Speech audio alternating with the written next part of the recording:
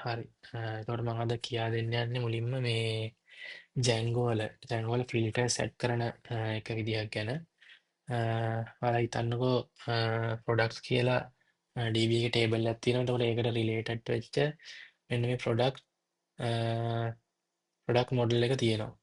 එතකොට මේ product model එකට ඔයාට හිතන්නකෝ ප්‍රොඩක්ට් IDs තියෙනවා 1 3 4 කියලා. ඔයාට මෙන්න මේ ප්‍රොඩක්ට්ස් IDs 1 3 4 වෙන ප්‍රොඩක්ට්ස් ටික ගන්න ඕනේ. එතකොට ඔයාලට මෙන්න මේ විදිහට ගන්න පුළුවන්. මෙන්න මේ include products කියලා තියෙන එක මේ විදිහට ෆිල්ටර් එකක් ඇඩ් කරලා ID double underscore in දාලා product ID ටික බලුවාම එතනින් ගන්න පුළුවන් include products කියන මේ products ටික.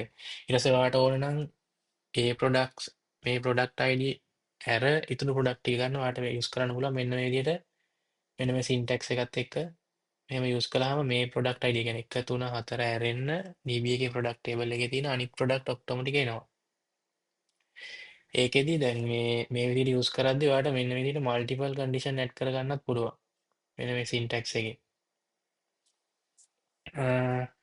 ඔය ඔන්න ෆිල්ටර් කතන්දරේ තමයි අද මම කියන්නේ ඉතින් දැන් ඔයාලා බලන සමහරවිට මොකටද මේ වගේ දේවල් කියන්නේ කියලා දැන් අපි සාමාන්‍යයෙන් කියන දෙයක් තමයි කෝඩ් කියන ඒවා කියන්නේ අපි ප්‍රෝග්‍රෑමින් වලදී කෝඩ් සාමාන්‍යයෙන් පාඩම් කටපාඩම් කරන් ඉන්නේ.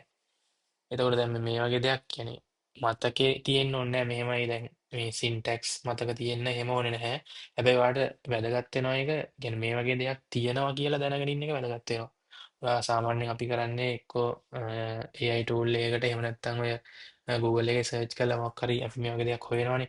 හැබැයි හොයන් ඉන්නත් අපි දැනන් ඉන්න ඕනේ මේ වගේ දෙයක් තියෙනවා කියලා. අන්න ඒකට තමයි මේ වගේ දේවල් වැදගත් වෙන්නේ. එහෙම නැතුව මේවා කෝඩ් එක මේක කටපාඩම් කරගෙන ඉන්න ඕනේ කියලා එකක් නැහැ. ඔයා මේ වගේ දෙයක් තියෙනවා කියලා දැනන් ඉඳියාම ඇති.